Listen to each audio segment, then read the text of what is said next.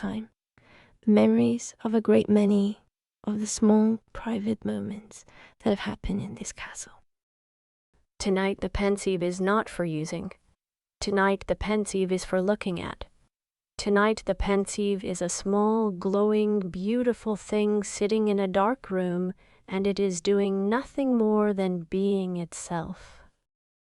Look at the silver substance. Look at the way it moves. Look at the way it catches the light that is coming from itself. And the way it throws that light back at the ceiling in small, slow, dancing patterns. The patterns are not random.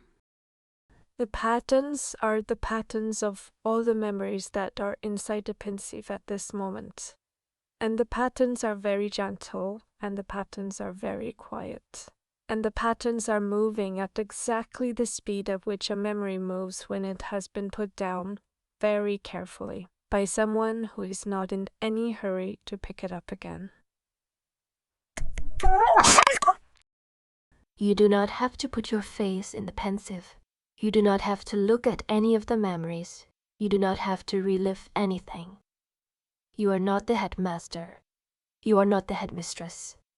You are just a visitor in a dark office looking at a beautiful object that has decided for tonight to rest.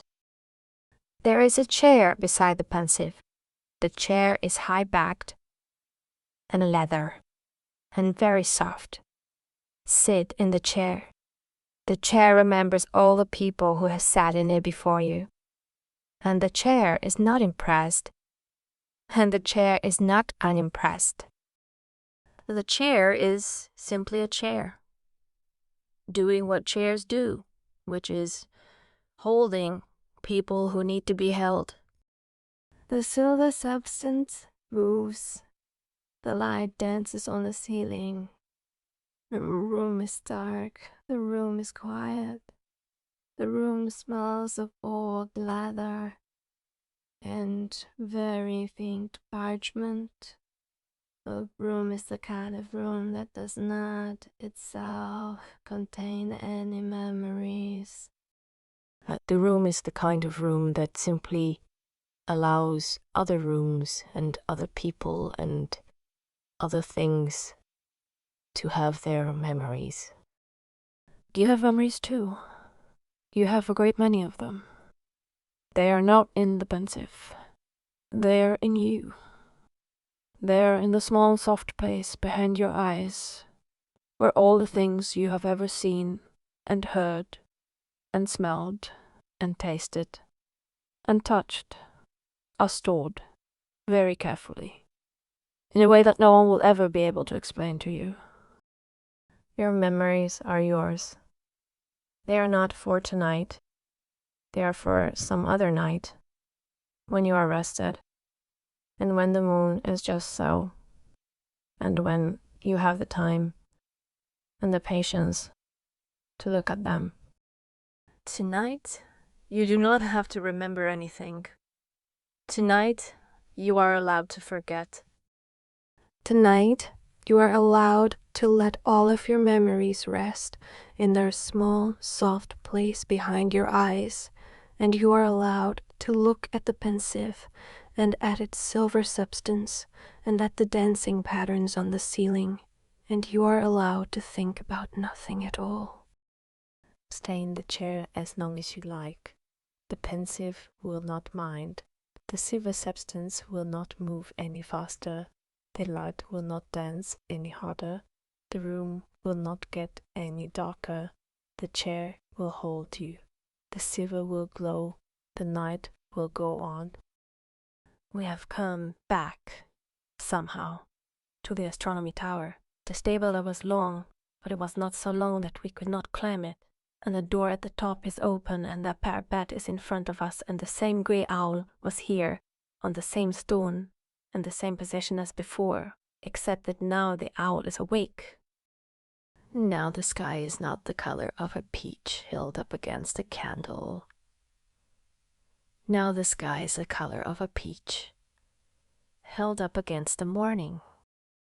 Dawn in the highlands of Scotland, in winter, in the grounds of Hogwarts, is a long, slow, very polite affair. It does not arrive all at once. It does not throw open the curtains. It does not shout. It begins very quietly in the east with a thin line of gold that is so thin and so pale that you would miss it if you were not looking. And then the thin line of gold thickens, and then the gold becomes amber, and then the amber becomes rose, and then the rose becomes apricot. And then the apricot becomes, all at once, the color of fire, and the color of fire spills over the edge of the mountains and pours very slowly into the sky.